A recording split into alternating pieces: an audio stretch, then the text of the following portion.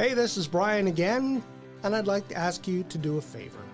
We can't do this work without people like you, so if you can, please like, share, subscribe, tell your friends about Bring Back the Porch. Now you see restaurants sort of changing that language to be, we are gluten friendly, we are gluten aware, and part of that is because of the limitations with saying you're gluten free. You can potentially there could be legal ramifications behind that. I think that's probably a big push. This episode of Bring Back the Porch brought to you by Bernie Leahy, River Street Realty. Let's get you home. May is Celiac Awareness Month in the province of Alberta, and to talk about that affliction today, from the Calgary Celiac Association, Lisa Serrato, and from the Medicine Hat Celiac Support Network, Grace Torrance. Thanks for coming in. Thank you for having us. So we're going to have a month-long awareness campaign for celiac disease. It's a disease, or I'm not sure is it a disease? It is considered to be a disease, Oh, yes. okay, all right. Now, so why do we need a month to bring awareness to something that I know a lot of people already suffer from? That's an excellent question. I think that there is a lot of misinformation out there in regards to the condition and, what it takes to be diagnosed with celiac disease and how to navigate the day-to-day challenges that we have around it.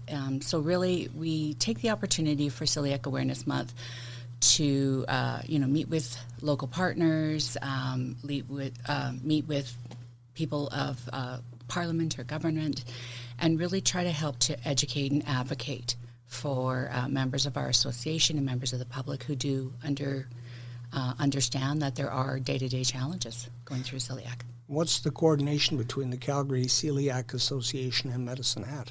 That's a great question. So I remember, when I was initially diagnosed back in 2008, I think that there was a Medicine Hat chapter or something happening because I was living here at that time. And they have previously had like a peer support group of some sort, and they have done a couple of events and such.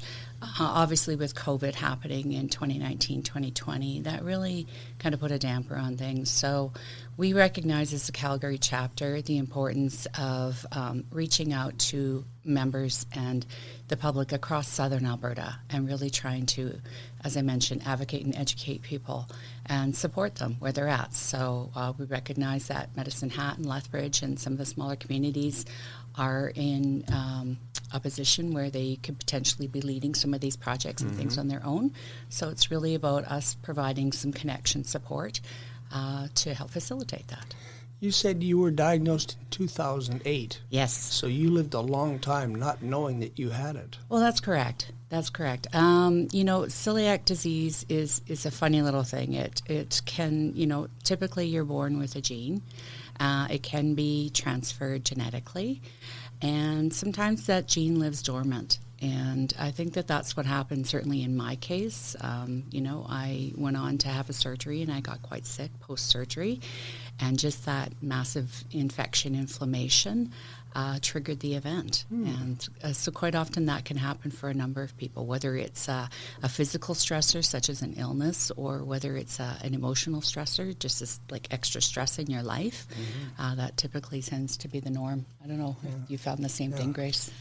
Mine was interesting because I had symptoms all my life, but nobody equated it to celiac because they were atypical.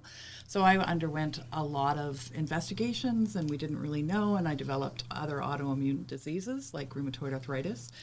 And then I did a bunch of reading, and I went to my doc and said, I think this could be, and he did blood work, and it was and then sent to a specialist, which is kind of the process.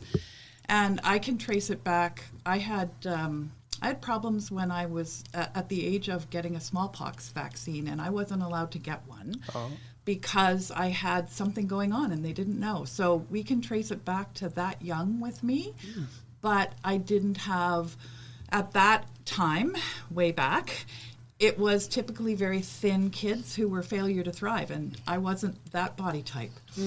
And so it just presented different ways. And I was only diagnosed about 10 years ago. How many people do you think are living today with undiagnosed celiac? Well, we have seen the research, even from the time I was diagnosed, they said about 1 in every 133 people out there have celiac disease. And now they're saying it's about 1 in 100 have it. And those who potentially have celiac disease, probably 80% of them have no idea.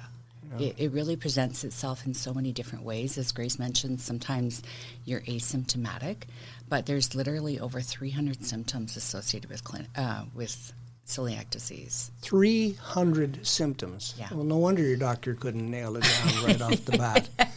So someone who has celiac, what should they be looking for? Or maybe they don't know they have it, and what are the symptoms that maybe should raise a red flag? For sure. Grace, do you want to start taking that? Well, there's so many different symptoms. Most of the common ones that you would think are gut symptoms, because it is an inability to digest gluten, and it causes damage to your small intestine, to the villi. So that's the symptoms that we tend to hear or think about. But for me, for example, I had no enamel on my teeth. I developed really bad cold sores, and they wouldn't go away, which makes sense now that because that's your oral, right, presentation of it. Other people develop autoimmune disorders like rheumatoid arthritis, or I can't say it's Sjogren's disease.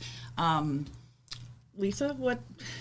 So, as Grace mentioned, those gastrointestinal symptoms they're typically the ones that we think of. So, bloating, constipation, diarrhea, abdominal upset, but also very common are there's a skin disorder called dermatitis herpetiformis, and so Easy it's like for you to say. I know.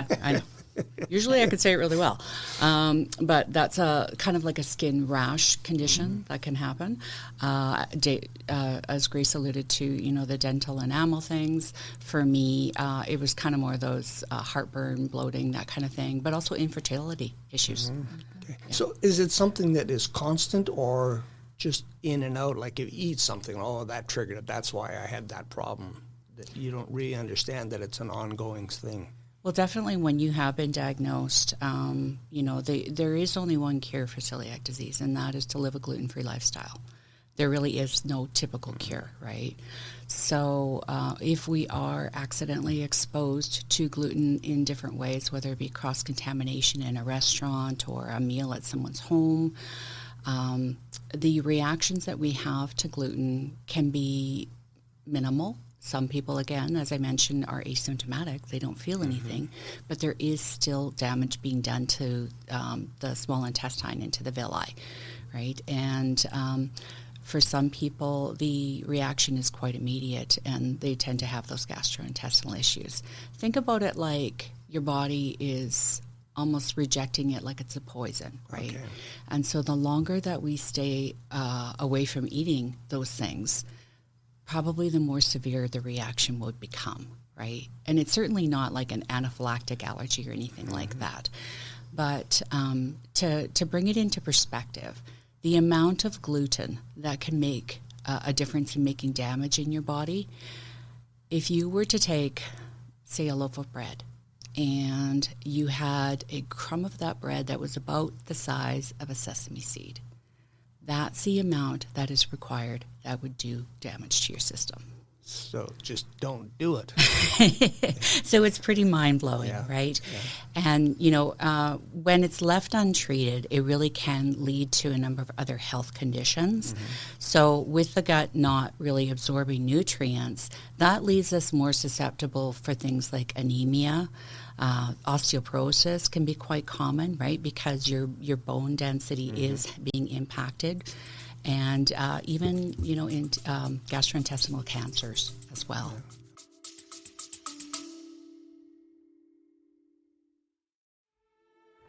Let's pause for a moment so we can share some exciting news. We're proud to announce that our work here at Bring Back the Porch is getting noticed. From October to the end of January, our videos and reels viewed more than 1 million times. Some of those viewers could be your customers, so sponsoring Bring Back the Porch is a great way to get your message in front of them too. If you'd like to support our work here at Bring Back the Porch, we ask you to go to our website at bringbacktheporch.com and follow the links. Thank you for your support.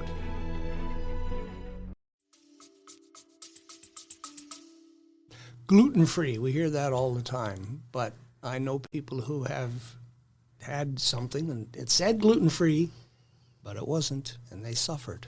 What do we do about food labeling and packaging? Anything can be done? Well, that's certainly, what we work with Celiac Canada to advocate so strongly for. They do have a gluten-free certification program in which, vendors who are creating products can go through the guidelines, and it's you have to have less than 20 points per million of gluten in the product for it to be designated as gluten-free. One thing that I have noticed since my diagnosis is that when you eat out in a restaurant, you are starting to see the language change in the restaurant industry. Initially, you saw a lot of menus that said gluten-free. These are the items that we have. In order for them to have that claim, they typically have to have a 100% dedicated gluten-free kitchen or space allocated towards that.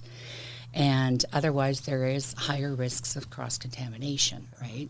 So now you see restaurants sort of changing that language to be, we are gluten-friendly, we are gluten-aware. And, part of that is because of, the limitations with saying you're gluten-free, you can, potentially, there could be legal ramifications behind that. I think that's probably a big push. But it's also, to me personally, I'd rather know ahead of time if somebody says they're gluten-free or gluten-aware or whatever, to be able to optimally make that option myself. At the end of the day, it's important for somebody who has celiac disease to advocate for themselves. Speak up. And be educated, right? So don't always depend on what you might read or hear. There's nothing wrong with questioning if you're not certain about something, and feel free to walk away, right? At the end of the day, it's your dollar, it's your health. Yeah. And I think, Brian, the other thing when you're shopping is that many companies don't have the money to go through the process of getting the designation from the Canadian Celiac Association. So anyone with celiac disease becomes expert at reading labels, because we read all the labels to find out if there is any wheat in the product so that we can have it or not have it. And the same thing goes with restaurants, as Lisa was saying before. Like, I'll look at menus online and I'll actually contact the restaurant ahead of time, because there will be things like they will say nachos, for example. Well, I will contact them and say, do you make your own nachos, or are they bagged nachos? Because are they fried in a shared fryer where your breaded chicken wings are, for example? So there's and it's it just adds to that stress for many people of eating out. So lots of people with celiac disease want to eat out, but choose not to because of the risks. And some people will suffer after they are glutened, like Lisa said, immediately. But some people can have things like brain fog that can last for a week, or general malaise for days on end. So you start to recognize in your body what your reaction is, and you may have just a small amount and have a small reaction, or you can have a small amount and have a big reaction. What is a day like living with celiac disease and trying to be gluten-free? Sounds like it's a challenge. It's not easy. It can be, certainly. I mean, as Grace alluded to, we're always reading labels. We're always thinking about if we're going to be dining out or traveling. Traveling is a big consideration to think about, especially if you're looking at long-distance travel and navigating airport situations and things like that. That can be a little bit more. It's something that we have to be hyper-vigilant about, right? But it just kind of becomes part of our lifestyle. And I think the biggest thing that I would say is that we want to normalize it, right? We don't, we want to draw attention to this condition, and we want to advocate for our rights, but at the same time, that's not everything that encompasses who we are, right? So it's important to to do the homework and to ask the questions, but also recognize that, sometimes we just want to go out for a pizza, Yeah. We don't want to have to think about all the legwork, and that gets to be a challenge. And that's where, having the opportunity to kind of converse with other people who have celiac disease about the frustrations, the day-to-day things that we go through. Misconceptions about celiac disease? Well, I'll just add to the daily living, and then we can talk about the misconceptions. One of the things that I think about a lot is the cost of our food, because gluten-free food is more expensive. For example, if you were to go to a regular grocery store and buy a gluten-free loaf of bread, it's usually in the range of $8.99 to $10 a loaf, versus what regular bread is. And they're usually smaller. Yeah, and they're much smaller. If you're a Costco member, it's cheaper, but that's just the way it goes. So that gives you an idea. Gluten-free food is more expensive, and in these times, I think for some people, that becomes an extra stressor. Coming to your question on misconceptions, I that's an interesting question. Well, I would go back to the comment I made earlier about how much does it take to make a difference in making damage, right? Just that minute amount. So if you think about things like, a little bit of it's not going to kill you, right? So things like if you're living with someone or you're going to visit someone in a home that has celiac disease, it's really important that they have separate kitchen items, right? A separate toaster, separate cutting boards, some people have separate like pasta colanders and knives and, separate areas in the kitchen where they store their items. It's a challenge to try and navigate it when you have a shared household, for sure. And, what Grace was saying about the grocery costs, some of the items can be up to a 500% markup, right? And when you think about that, if you have, maybe one or two people in your family who are living gluten-free, and the cost value of that over the price over the year, that's quite considerable. And, recently we have had, Celiac Canada sort of led the charge in taking a petition to the federal government to advocate for us to have $1,000 tax credit to put towards celiac disease. And unfortunately, we've run into some hiccups in the way, and now we're back at the drawing board again. Mm-hmm. But, even the frustration and the process of, we can claim gluten-free items in our tax returns, but the amount of legwork that's required. And the bookkeeping. It's huge, right? Like having to itemize each and every item that you buy and then do a cross comparison of cost. It's crazy. So that's why we thought, wow, this tax credit would be a fantastic thing. And when you think about where we're at nowadays with, food insecurity is becoming such a big thing, right? And if it's already costing the average person with celiac disease like thousands of dollars more to be able to eat gluten-free, then how do we deal with our vulnerable populations? Exactly. Right? So, people are accessing places like the food bank and the root cellar and things like that a little bit more. So really trying to also educate people that when you're thinking about doing donations to those organizations, gluten-free food is also something that's extremely important. And I would just say when we have had a meeting with the root cellar and the food bank, and they indicated that about 10% of their population require gluten-free food. Now, whether they are celiac or they are gluten sensitive, because that is another diagnosis, is gluten sensitivity. But I think that's important to recognize, and I think it's because of the cost of gluten-free food. Okay. What are we going to be doing in Medicine Hat for Celiac Awareness Month? Well, we have a number of things planned, and I want to say we've only kind of come together in the last 2 months, a very small group of us, and we're trying to get this going. So and I have to make sure I get my dates correct, so if I'm incorrect, It's okay to refer to help notes me. because Yes, that's what I'm just looking for the dates. The light up is the 16th. Yeah, okay. Yes, here we go. So the first one is we're doing a focus group, and we're hosting it at the Root Cellar in the evening on Wednesday, May 6th at 7. And the purpose of that is to get people who live gluten-free, either celiac or just choosing to live that way, to get together to talk about what the issues are in Medicine Hat and how we can move forward to support that community. And then we are going to have, and it's on, is it World Celiac Awareness? So it's International Celiac Awareness Day, which they refer to as Shine a Light. And it's where a variety of landmarks around the world are lit up in green. And that's our colors. So International Celiac Awareness Day happens to be on the 16th of May. So it's going to be at the Samus Teepee. Okay. So we ask people to gather together, go and take photographs, and hashtag Medicine Hat Celiac Support Network and hashtag Calgary Celiac, and just really try and spread the word out there on social media about who we are.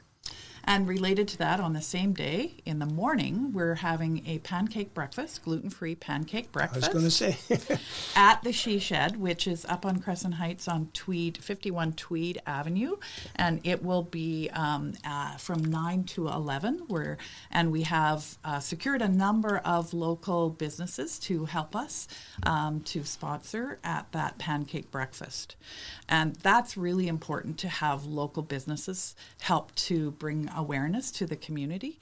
And so we're really thankful to the She Shed for offering. It's a gluten-free bakery, so we're having it outside their premises, but the Root Cellar is, we'll be collecting donations at that for the Root Cellar, and they are giving us the locations to have our meetings at, and Mike's Meats is donating sausage. Freshco and Icy Mountain Water and Grand Rental Station have contributed financially to that. There is a gluten-free flour product company out of Calgary that's donating our pancake mix called Cut Cooking. And so we have some good partnerships starting to develop within Medicine Hat. That's good to have a support from the community. Absolutely. And, when you go around to the different grocery stores and things like that in town, too, each section has its own little flavor of what they like to carry for gluten-free. And one I do want to make a mention of is M&M Meat Markets. They have agreed to provide a discount to those who have a coupon that we provide at the breakfast and at the focus group. And so for the May 16th date, they will provide a discount as well for people who want to come in and purchase gluten-free foods from their organization. Are you wearing a Calgary Celiac I sure am. jersey? What's the connection between Calgary and Medicine Hat? How are you working together? So the Calgary Celiac Association has been around since 1980, and we have just finished a recent round of our strategic plan for the years of 2026 through 2029. And part of our initiatives, when we look at sort of the big picture goals, it's things like education, advocacy, community awareness, providing connections to community events, and sustainability of our organization. And I think, again, we tie it back to, we know that Medicine Hat and Lethbridge previously used to have what we called satellite versions of chapters where they did a number of different things on their own. And Calgary Celiac is really trying to bring that back into the fold, right? And let them know that, it does take a lot of efforts behind the scenes. So if we can help to support some of the local initiatives that are happening between Medicine Hat and Lethbridge on a smaller scale, whether it's financial support, whether it's volunteer support, whether it's helping behind the scenes with materials and things like that. So the idea behind that is to really set basically a band of volunteers who are willing to do the work on each end in different cities. And some of the messages that we use are directly from Celiac Canada, and then some of the flavoring that we have is more local. So there will be our website in Calgary Celiac. There will be a Lethbridge page and a Medicine Hat page added, and on there we'll have events or articles. Some of the volunteers that have been identified in both locations will be contributing to the newsletter, and so it's really about like spreading the word across Southern Alberta about these are the great things that we can help people with when they're navigating, especially if they're newly diagnosed. That's a huge thing. A resource for people to access. Absolutely, Okay. yes. Now, developing support networks like this in rural communities, they were there for a while and they kind of faded out. Well, why is it important to bring them back? Well, I think the biggest thing is that, when you're diagnosed, we want people to know that they're not alone, right? Like, this is a major life-changing diagnosis that happens with people, and trying to navigate that without having support from the community or from having, it's sometimes quite confusing. And so, just making sure that we're setting people up with support and the ability to talk. So one of the bigger initiatives that we will have coming through the pipeline into the fall here is the onset of an actual peer support group. Yes. Yeah. Yeah, and I think that, like when I was first diagnosed, I looked out for something to learn from other people. And I think it was really nice to be able to go to that room of small group people, and there was information from Calgary Celiac at the time. And you don't feel so alone. Yeah. That's what's really important. And I think it's important for all age groups. So it's not just adults. So it's parents who maybe have children who are diagnosed. What does that mean for them? It's for seniors who are maybe moving and living a different kind of life on their own. And how do we support the senior? So it's that across the lifespan. So how would someone in Medicine Hat get in contact with you? Well, we have a Facebook group that is specific to Medicine Hat called the Medicine Hat Celiac Support Network. And that's probably the best place to get our information or to look for it. They can always reach out to me, but I don't think we really have phone numbers or anything like that. So that's the best way, I think, is to use our Facebook. If they don't have Facebook, they can get in touch with Calgary Celiac and they'd be able to pass on some. Yeah, our webpage there. And as I mentioned, there will be individual portions of the webpage associated with the different locations. And of course, we do have office staff that work within the Calgary Celiac office. So if somebody particularly is newly diagnosed, typically the first line of action of that. So I'm going to backtrack for a minute, because do you know how people are diagnosed? Well, I was going to ask you that. Like, if someone is watching or listening and they think, maybe that's me. Yeah. What's the first step? So the first thing is that, you need to, I would suggest advocating with your family physician if you are suspicious that you may have it. Typically, we start with a blood test. And the blood test, what I want to say about that is that is not the definitive diagnosis. That's kind of the starting point, because sometimes the blood test results can be false positives or negatives. The true diagnosis comes from a gastrointestinal biopsy of your small intestine, and that is done through an endoscopy. And basically what happens is that when you have celiac disease, the little villi that you have in your small intestine become flattened, right? And that's why we're no longer processing different types of minerals and things like that going through the body, the nutrients that we need. So typically if somebody does then go on to have a gluten-free lifestyle and go on the diet, then the villi hopefully start to respond, and then people will start to feel better. So once the diagnosis is typically done, usually the specialist or the physician hopefully would refer to a dietitian. So there's a number of local dietitians here with the health region that specialize in celiac disease. I believe you can contact the Alberta Healthy Living Program as well to help facilitate seeing the dietitian.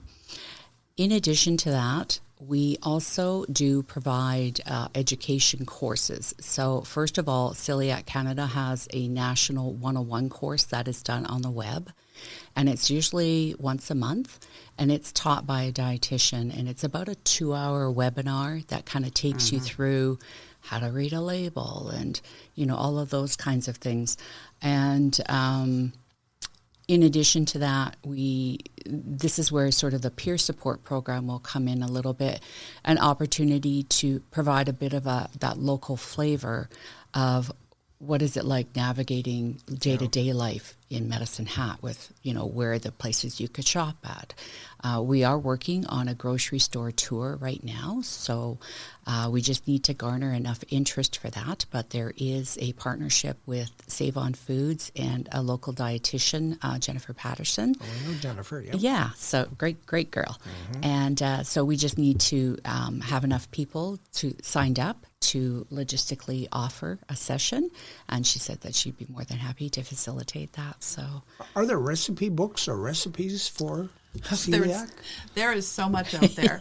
I wanted to say, the year I got diagnosed, that Christmas, what I got for presents was cookbooks and specialty treats. So many specialty treats. Everybody went out of their way to buy gluten-free treats.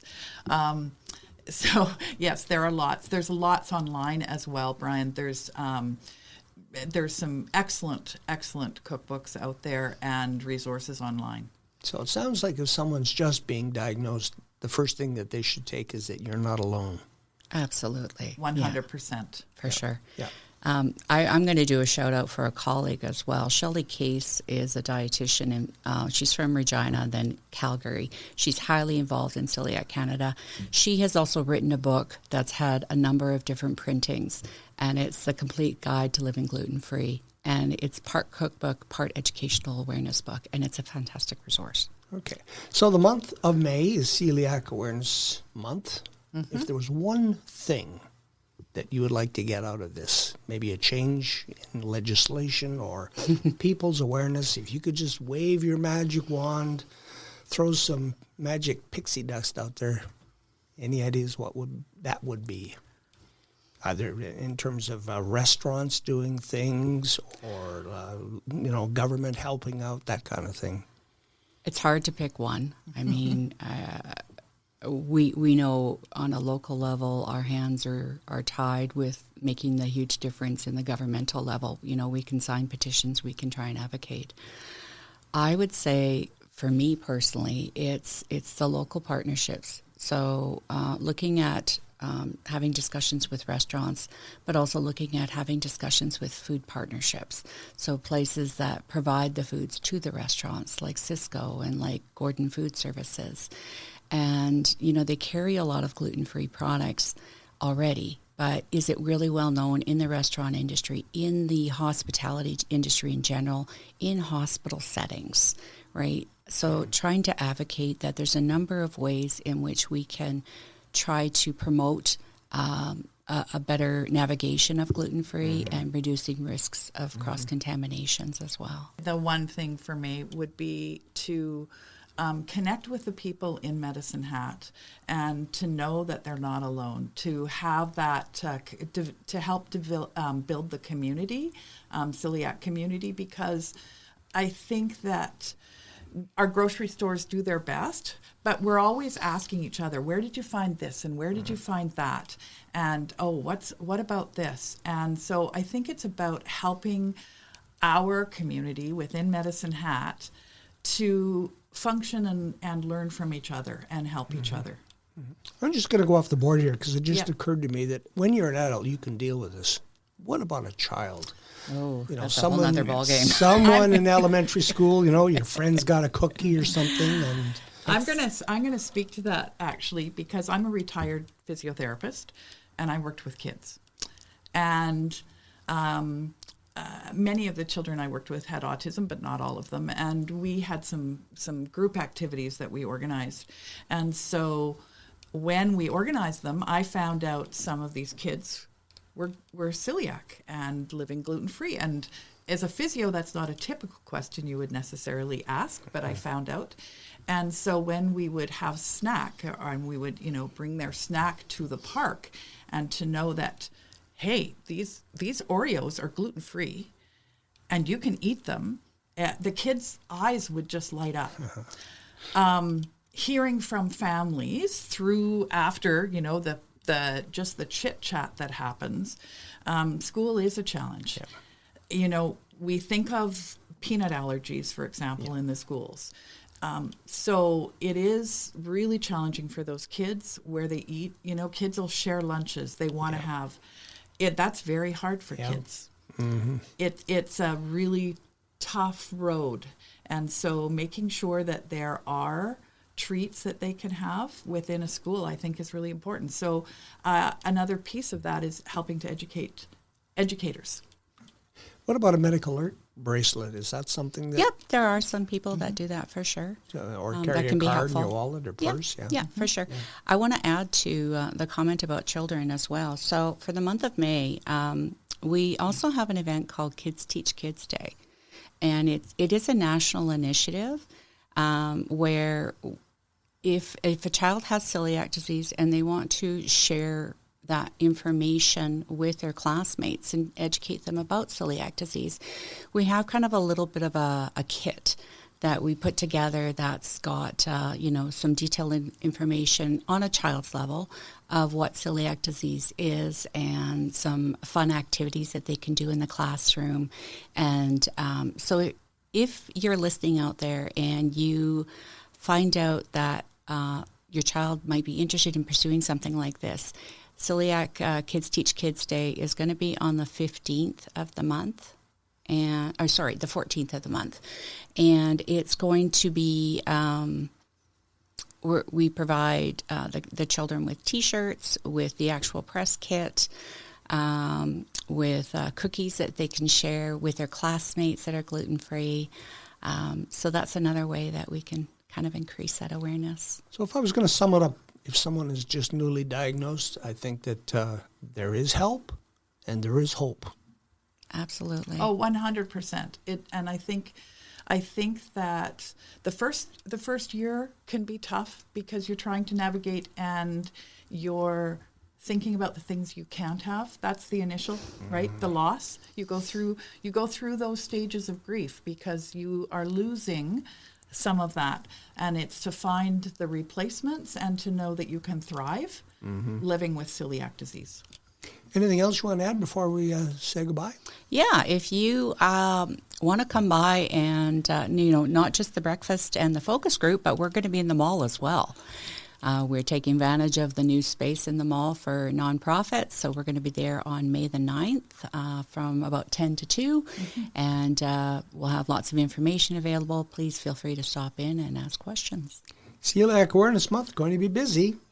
Thank you for the visit. Thank you for the opportunity.